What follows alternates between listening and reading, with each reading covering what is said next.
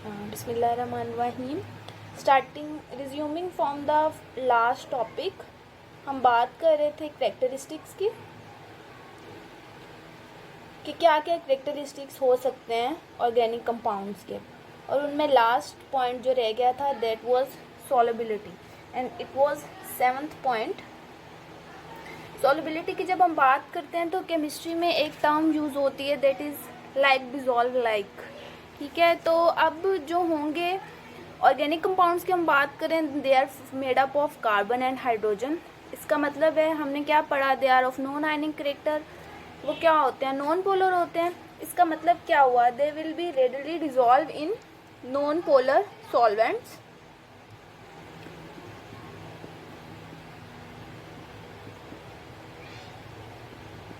Non polar solvents में हमारे पास क्या क्या आता है, हमारे पास बेंजीन है, हमारे पास पेट्रोलियम ईथर है, I am using just abbreviation hair.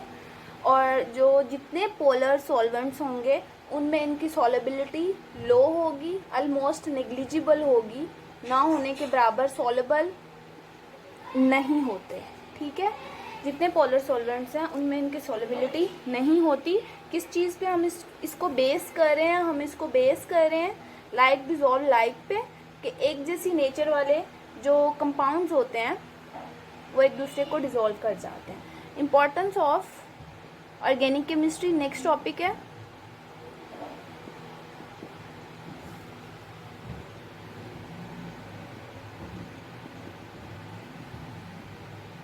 Importance की हम बात करें तो सबसे पहले हम बात करते हैं ह्यूमंस की, हम अपनी बात करते हैं ऑर्गेनिक केमिस्ट्री हमारी ज़िंदगी में क्या रोल प्ले कर रही है। सबसे पहले हम बात करते हैं इंटरनल सिस्टम की। तो जितने रिएक्शन हमारी बॉडी में हो रहे हैं they are organic in nature. Why they are organic in nature, क्योंकि जितने रिएक्शन हो रहे हैं वो किस चीज़ पे बेस कर रहे हैं, वो प्रोटीन पे बेस कर रहे हैं, वो कार्बोहाइड्रेट्स पे बेस कर रहे हैं, वो लिपिड्स पे बेस कर रहे हैं, न्यूक्लिक एसिड पे बेस कर रहे हैं, एंजाइम्स पे बेस कर रहे हैं। और ये सारे के सारे जितने कंपाउंड्स हमने यहाँ पे मेंशन किए हैं जो उनकी बैकबोन है वो कार्बन पे है। इसका मतलब क्या हुआ कि वो क्या है, ऑर्गेनिक है। इसका मतलब है कि जितने रिएक्शन हमारी बॉडी में हो रहे हैं उनको हम क्या कहेंगे, they are organic in nature. और इसको हम बायोकेमिस्ट्री के अंडर पढ़ते हैं सबके सब रिएक्शंस को। ये तो इंटरनली इंसान के या जानवरों के इंटरनली सिस्टम की बात हो गई ना। अब अगर हम अपनी सोसाइटी की बात करें, पहले हमने बात की ऑर्गेनिक केमिकल रिएक्शंस।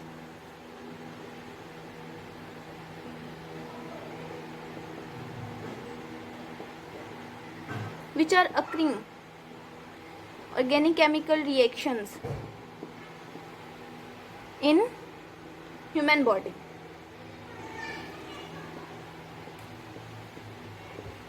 उसके बाद अगर हम सोसाइटी की बात करें तो हमने थाउजेंड्स ऑफ मटेरियल्स प्रिपेयर किए हैं। हम फूड्स में बात करें, हमें प्रिजर्वेटिव्स चाहिए होते हैं, they are mostly organic in nature. Inorganic भी बेस कर रहे होते हैं लेकिन mostly they are organic in nature. हम बात करते हैं मेडिसिन की।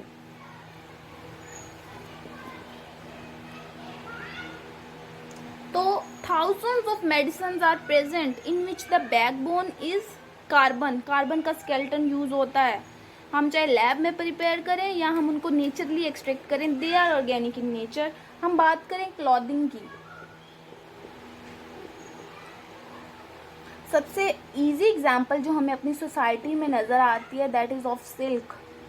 सिल्क फाइबर जो हमें चाहिए होता है वो हमें कहाँ से मिलता है, क्या सिल्क वार्म्स एक बिजनेस है। लोग सिल्क वार्म्स, लोग रेशम के कीड़े पालते हैं। ठीक है, वो क्या होता है, वो हमें आला क्वालिटी का रेशम मिलता है, सिल्क मिलता है। वो क्या है, वो रिएक्शंस जो हो रहे हैं वो क्या है, they are organic in nature. हम सिंथेटिक चीज़ों की बात करते हैं, we talk about plastics.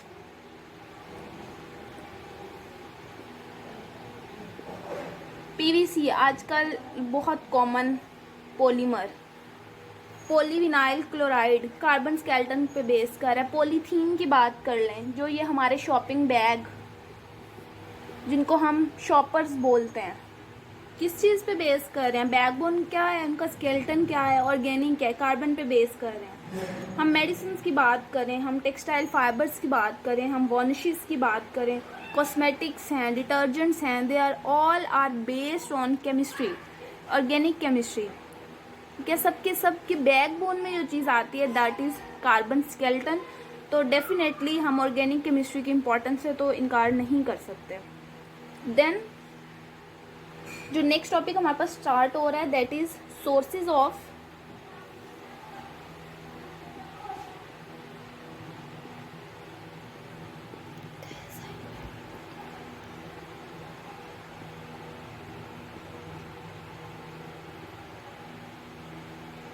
Sources की जब हम बात करें तो सबसे पहले ऑर्गेनिक में हमारे माइंड में जो चीज़ आती है दैट आर फॉसिल फ्यूल्स। ठीक है, फॉसिल फ्यूल्स सबसे पहले हमारे माइंड में आते हैं। तो सोर्सेज में जो मेन आता है पेट्रोलियम है, कोल है और नेचुरल गैस है। इनको सोचते हुए सबसे पहले जो चीज़ माइंड में आती है that are fossil fuels. Fossil fuels होते क्या हैं?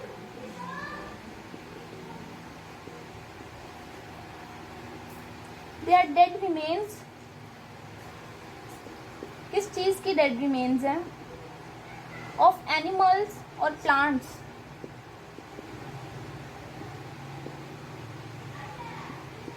वो एनिमल भी हो सकते हैं और प्लांट्स भी हो सकते हैं which are decayed 1000 years ago, जिनकी डेथ कुछ बहुत साल पहले हो गई थी, and they are formed during the long period of time. ठीक है, उनको हम फॉसिल फ्यूल्स कहते हैं। फॉसिल फ्यूल्स के थ्रू हमें ये हासिल होती हैं, कोल है, पेट्रोलियम है, नेचुरल गैस है, जो मेन सोर्सेज है। अब सबसे पहले हम जो चीज़ डिस्कस करेंगे that is coal. Important source है ऑर्गेनिक कंपाउंड्स का, और इस चीज़ को हकीकत समझा जाता है कि कोई 5000 साल पहले अबाउट 500 years ago हमें कोल किस तरह से मिला था। जो फॉसिल फ्यूल्स थी ट्रीज की, फ्रॉम ट्रीज फॉसिल फ्यूल्स। ठीक है, वो दरख्त जो दब गए थे कोई 500 साल पहले, ठीक है, उनके जो फॉसिल फ्यूल्स थे they came in the form of coal. क्या हुआ था, किस तरह से बने थे वो फॉसिल फ्यूल? जो वुड थी उस पर बैक्टीरियल रिएक्शंस हुए, उस पर केमिकल रिएक्शंस हुए और वो पीट में कन्वर्ट हो गए। फर्स्ट ऑफ ऑल वुड मतलब कि वो ट्रीज जो दब गए थे, उस पर क्या क्या हुआ? उस पर बैक्टीरिया ने अपना वर्क किया, उस पर केमिकल रिएक्शंस हुए और हमें क्या मिला? पीट। अब पीट होता क्या है?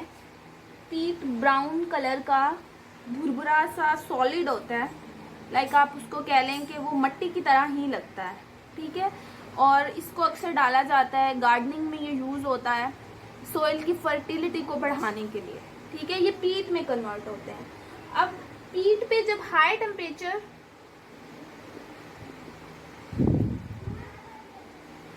और हाई प्रेशर लगता है तो वो कन्वर्ट हो जाता है लिग्नाइट में।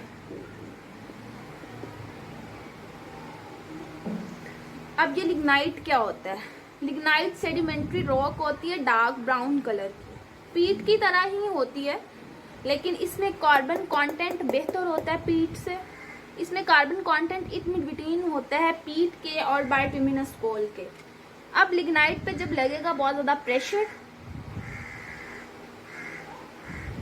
तो प्रेशर के बाद ये कन्वर्ट होगा बाइटुमिनस कोल में।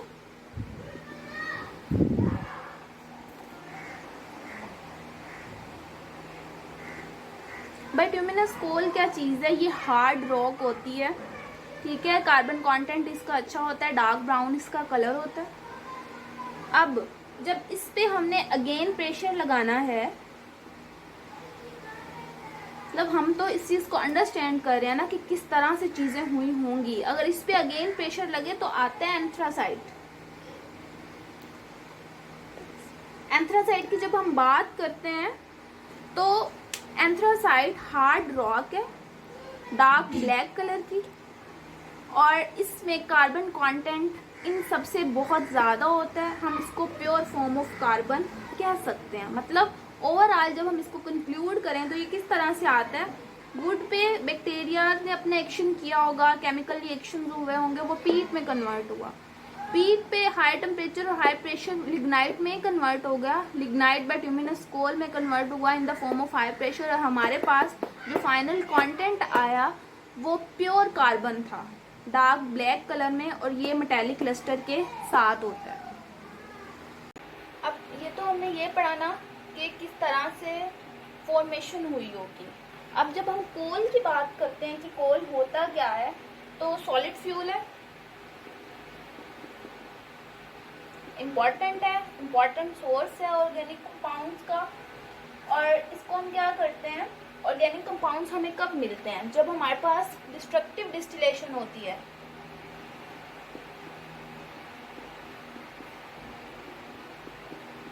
डिस्ट्रक्टिव डिस्टिलेशन को हम किस तरह से अंडरस्टैंड करेंगे, डिस्ट्रक्टिव डिस्टिलेशन का मतलब होता है कि हमें फ्रैक्शंस चाहिए, हम on the basis of pressure उसकी डिफरेंट फ्रैक्शंस को अलग करते जाते हैं, हमारे पास डिफरेंट फ्रैक्शंस आती जाती हैं। इस चीज़ को हम कैसे अंडरस्टैंड करेंगे कि जब हमने कोल को हीट करना है, ये हीट का साइन है, in the absence of air, ठीक है, एब्सेंस ऑफ एयर में जब हमने उसको हीट किया, टेम्परेचर की हम बात करें तो टेम्परेचर की रेंज होती है 500 to 1000, मतलब हाई टेम्परेचर है ये। तो कोल किस चीज में कन्वर्ट हो जाएगा, ये कोक में कन्वर्ट होगा, ये कोल गैस में कन्वर्ट होगा, और ये कन्वर्ट हो जाएगा कोल तार में। अब जो कोक है ये सॉलिड मटेरियल है, कार्बन बेस्ड होता है, जो कोल गैस है वो गैसियस होगा, और जो कोल तार है वो लिक्विड है। अब कोल तार में, इन सब में, कोल तार में ऑर्गेनिक कंपाउंड की लार्ज फ्रैक्शन प्रेजेंट होती है, ठीक है। अब इसकी अगेन डिस्ट्रक्टिव डिस्टिलेशन होगी, मतलब अगेन हम on the basis of pressure, on the basis of temperature उसकी डिफरेंट फ्रैक्शंस को अलग अलग करते जाएंगे। अगर हम जियोलॉजिकल सर्वे की बात करें पाकिस्तान में,